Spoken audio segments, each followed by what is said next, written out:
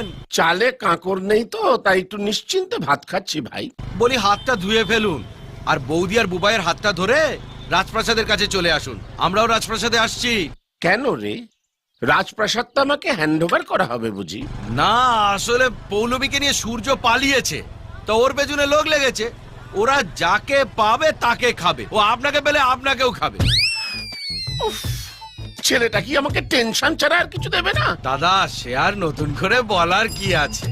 বলছি যে মদনের বউকে বলবেন ও যেন ঘরে তালা লাগিয়ে বাপের বাড়ি চলে যায়। ও বাবা, এর সঙ্গে ওরাও জড়িয়ে আছে? জানেন তো দাদা, সূর্য দরকার বলে প্রধানমন্ত্রীকেও জড়িয়ে ফেলবে। বলি আর বাড়িতে থাকবেন না, ওরা এলো বলে বেরিয়ে পড়ুন।